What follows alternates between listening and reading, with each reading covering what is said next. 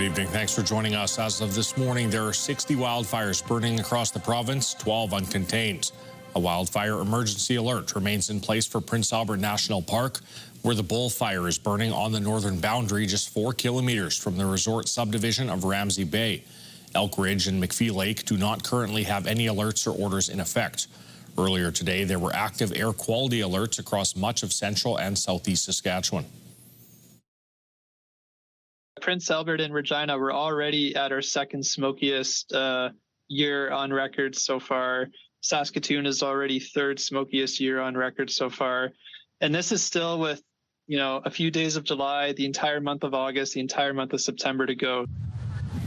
Environment Canada says this could end up being the smokiest year on record for Saskatchewan's major cities, given the amount of time still left in this wildfire season.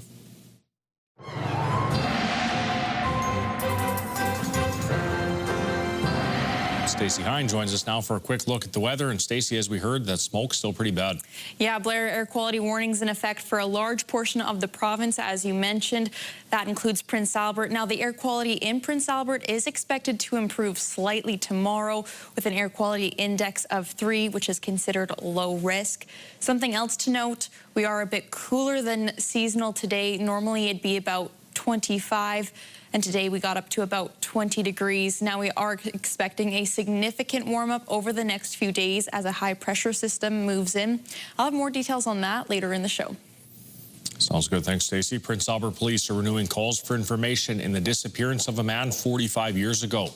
Robert Wiggins was last seen in Prince Albert July 28, 1980, in the 500 block of 11th Street East.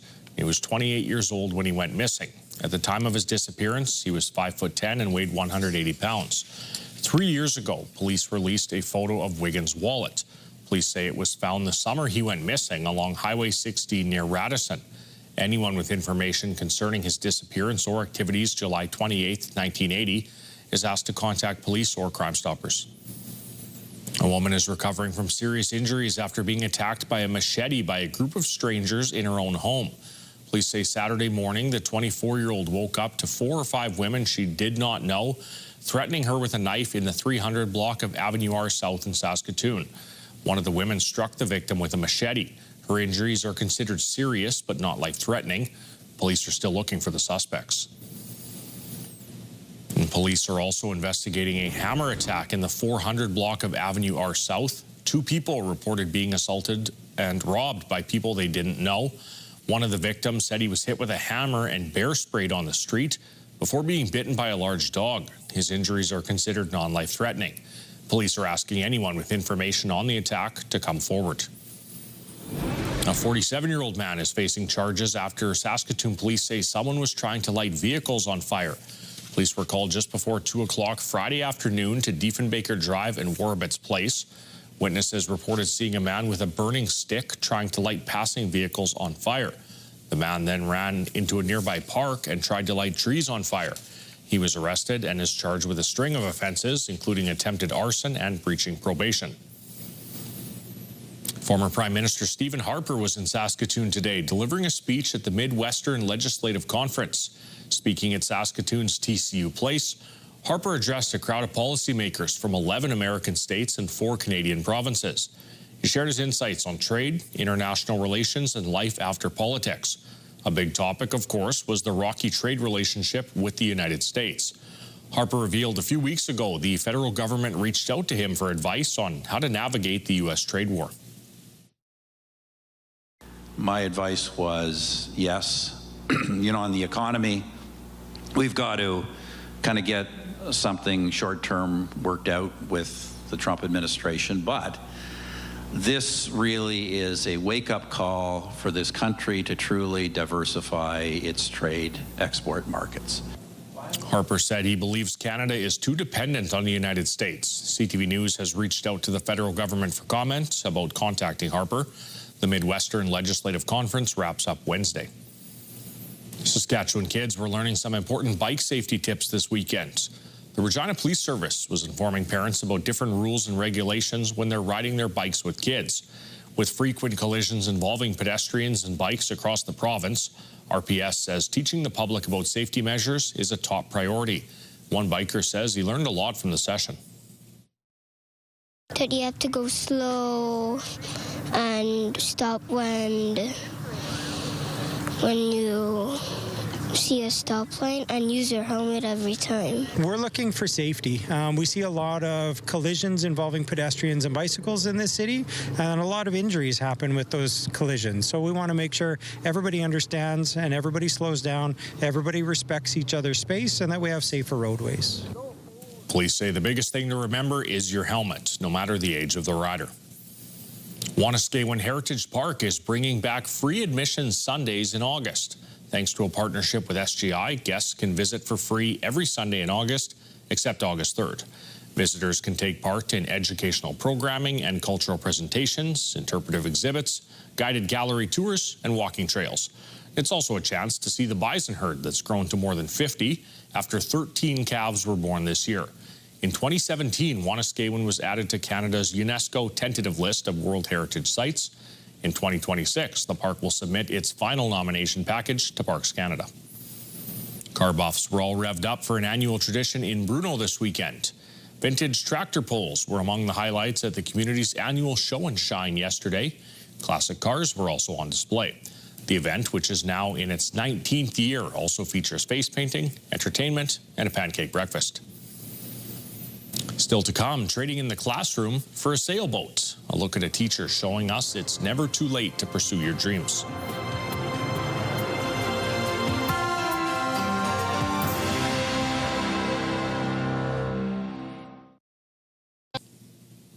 A Canadian teacher is trading in her textbooks for sails as she's set to compete in a round-the-world yacht race. Carol Charles on the sailing adventure of a lifetime. The crashing waves are a sign of things to come, but Ruby Thornton is not afraid of any challenge.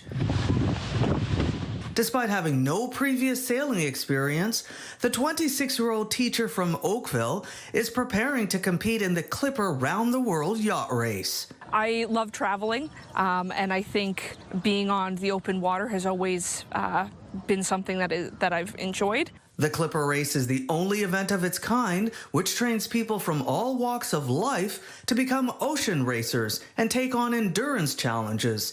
And get this, no experience needed, training provided. I figured I'm a good listener, I'm a teacher, and I'm good at following instructions. So yeah, I figured why not? Ruby has already had a taste of adventure, having enjoyed college trips to Guatemala and Africa. Now she has an opportunity to sail around the world with the help of her 19-person crew. All for one and one for all. I've been on the boats with some skilled sailors, and they've all been very patient with me and willing to help me out when I'm completely lost. She is currently teaching in the remote stretches of northern Manitoba, but is taking a career pause to participate in this 11-month challenge, which gets underway next month. Ruby and her race crew must complete 4 levels of Clipper race training before lining up to start the challenge. It was very intense. It's a lot of information all at once. There was words just spilling out of my brain because I was learning so many terms and different parts of the boats that I had never understood what they did or their purpose before. I'm feeling a little bit more confident with that now. And it's not an easy ride, but she has learned valuable skills during her 4 weeks of training. I've learned the importance of tethering on, especially when it's windy and wavy.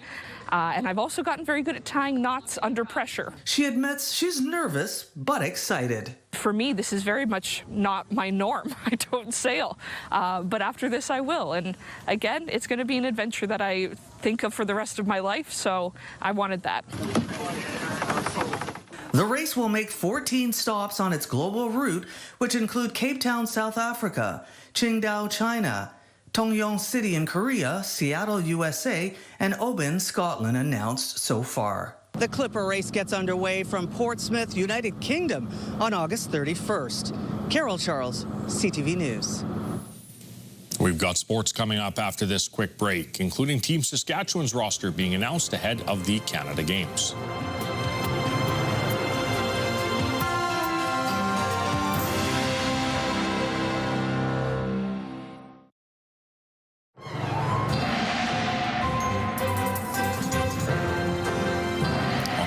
everyone. Joined once again by our friend Stacey Hine, filling in for Jeff Rogstad. And Stacey, as everyone knows, if they've been outdoors, that smoke's still hanging in the air. Yeah, Blair, again, those air quality warnings in effect all the way up to Pachinak, Buffalo Narrows, down to the southeastern corner of the province. That includes Regina, Weyburn. So again, that smoke air quality is expected to improve in Prince Albert tomorrow. Low risk at the index of 3 tomorrow, so we are going to see a slight improvement. Taking a look at our radar and satellite, the radar pretty quiet for the northern half of the province. We are keeping our eye on this system moving in from Alberta. That's going to turn into a storm cell, making its way to communities, bringing some storm activity south of Regina. Areas like Cornack going to see a risk of thunderstorm overnight. If you take a look at the isobars, those white lines, those are pretty spaced out, indicating very light winds tomorrow and very mild to moderate winds. Taking a look at our regional forecast tonight, we enter the single digits. 4 in Candle Lake, Birch Hills, Rostern, Melfort 5, Nipawin 6, same with Spiritwood 7 in the Battlefords. Fairly clear conditions tonight. Tomorrow it's going to warm up as we see that high pressure system move in. Nipawin, Melfort seeing mainly sunny conditions at 23 in Candle Lake, Birch Hills as well. Spiritwood also 23 and Rostern 24, mainly mix of sun and cloud there. Tonight, Prince Albert, we're going to see a few clouds that will clear into the evening. Winds coming from the west at 10 kilometers tomorrow, a high of 24. Again, that air quality considered low risk tomorrow. Very, very light winds tomorrow. Now we take a look at our 7-day forecast, Blair. We're going to start to see a warm-up, especially tomorrow. It's going to be quite a bit warmer than what we saw today, a high of 24. Wednesday, a high of 26. Thursday, sunny and a high of 29. And then Friday, we see that big 3-0. The sun comes out, and then we're in store for a sunny weekend and temperatures in the high 20s. So it's shaping up to be a fairly nice summer, Blair. Yeah, absolutely. Looking at that 7-day forecast, it is getting pretty roasty as we head into the weekend there. Yes, definitely above seasonal. We take what we can get, Blair. You know, summer's only so short, so. All right, big thanks for that, Stacey. Let's take a look at sports. Saskatchewan sits atop the CFL's West Division with a 6-1 record following Friday's win over Edmonton. But are they happy with how they're playing? Donovan Mace finds out. Despite having the best record in the CFL through 7 games, the Rough Riders feel there's still missing pieces. I'm not happy with the way that we finished the game offensively. You know, if you want to be a championship caliber team, you've got to put the nail in the coffin, and we didn't do that. Trevor Harris takes a long touchdown Riders. After going up 17 points heading into the 4th quarter Friday against Edmonton, Saskatchewan's offense sputtering with 4 straight drives ending with punts to end the ball game. We got to finish. You know, we can start fast, but we have to finish. That's our main thing, that we have a full game and, you know what I mean, do what we need to do. Forcing the defense to stop a streaky offense. Pressure coming, and he still escapes it for a while, but no, finally tripped up for a big loss. Rising to the challenge, sacking Elks quarterback Cody Fajardo 8 times. Fajardo taken down, story of the night. Including the final 2 plays to close it out. Sacks are kind of them things where sometimes it goes your way, sometimes it doesn't, but I'm super proud of how we've been rushing. But still, Edmonton would score 14 unanswered points in the 4th to draw within a field goal and potentially tie the game. But he's flushed out of the pocket, throws on the move, wide open.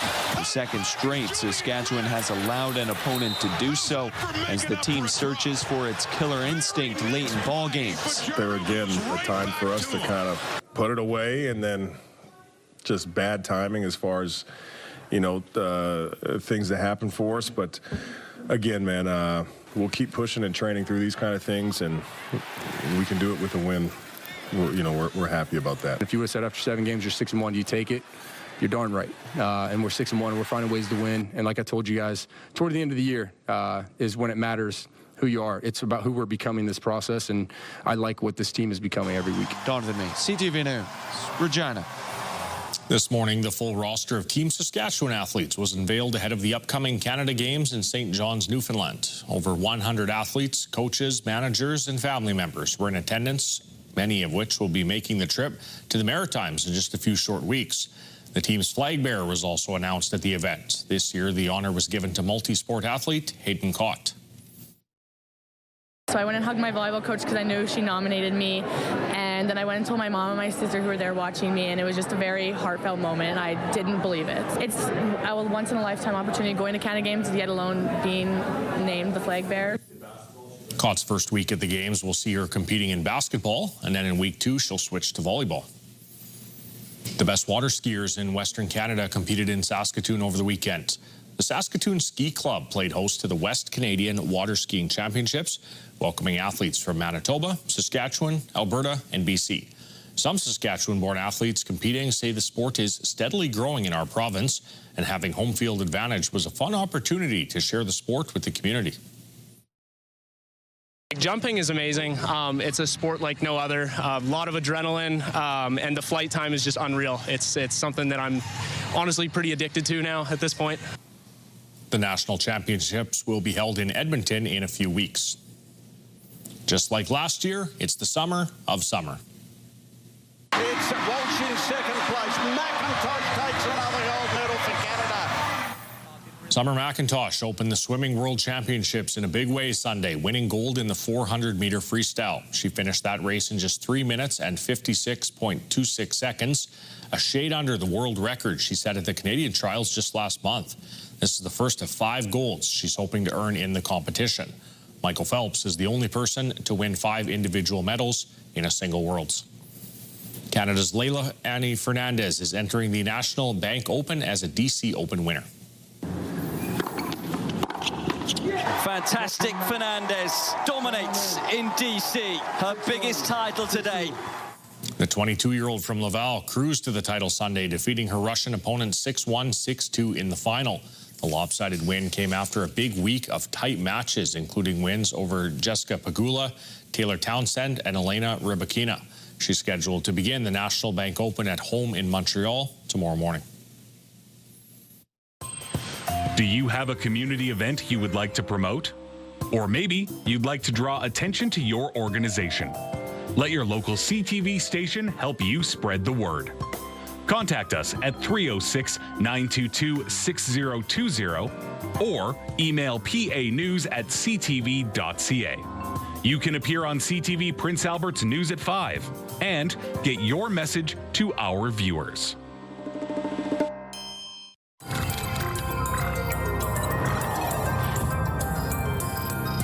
Many areas of Canada continue to be under air quality warnings as a result of wildfires. Smoke is causing poor air quality and visibility issues. Winnipeg, one of the worst spots in the country with an air quality index of 10 or high risk. Saskatoon and Regina both around a 6 or moderate risk. Wildfire smoke can pose significant health risks due to fine particles that irritate the eyes, nose, and throat and cause coughing, wheezing, and shortness of breath. Those more likely to be affected, such as seniors, pregnant women, and infants, are advised to limit time outdoors as much as possible. If you're worried about getting Alzheimer's, getting your daily steps in could reportedly help. A new study shows walking daily can reduce the risk of cognitive decline, especially among people with a genetic predisposition for Alzheimer's. Almost 3,000 participants between the ages of 70 and 79 reported their daily walking habits over the course of 10 years. Those who reported maintaining or increasing walking habits showed greater improvements in processing speed and executive function. More research will be needed to understand why. The study results will be presented tomorrow at the annual Alzheimer's Association International Conference. It's not yet been peer-reviewed or published in a professional journal. American football legend and current University of Colorado head coach Deion Sanders revealed he underwent surgery to treat an aggressive form of bladder cancer. But this wasn't easy. Men, everybody, get checked out. Sanders' doctor says the 57-year-old's bladder was removed and he considers the Hall of Famer cured. The medical team says a section of his intestine was reconstructed to function as a bladder. Coach Prime disclosed the diagnosis on the eve of fall camp ahead of the Buffalo's upcoming season. Sanders played 14 years in the NFL and is widely regarded as one of the greatest defensive players of all time. Well, Stacey, Saskatoon's Flavorite event took place over the weekend. The 11th annual Food Truck Wars saw thousands of people visit, sampling all kinds of tasty treats from 25 vendors. A Beer Wars festival was also held on the event grounds with vendors from across the province sharing craft beer, wine, and spirits. And the event is Saskatchewan's largest food and drink festival and is growing in size and popularity. There's a fan vote, so the fans can vote on the best entree or drink or dessert, and yeah, it's amazing. We've had a couple of the trucks do really well. They've kind of repeat winners, so this year will be pretty competitive.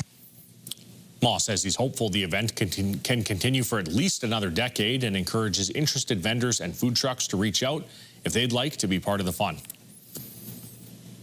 Stacey, how many hot dogs do you think you could eat in 10 minutes? You know, watching that video, it made me quite hungry, so I'm gonna say 5. I think I could eat 5 in 10 minutes. That's a good number. I found out the answer at Food Truck Wars.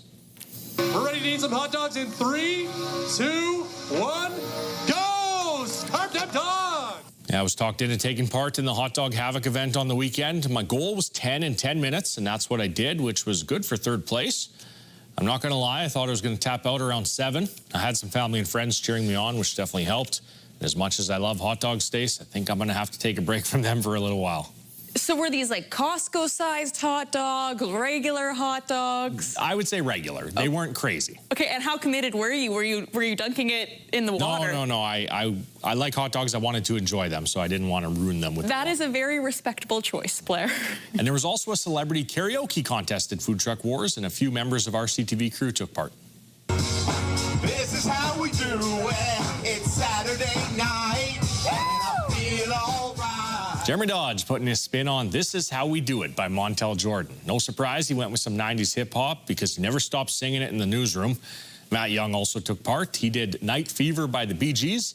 Funds raised from the event went towards Family Service Saskatoon. There you go. Now Dodge, not too bad. You know what? Maybe if he doesn't want to do news, he can pursue pop music. All right, that's all the time for us today. Big thanks for joining us. Have a great one.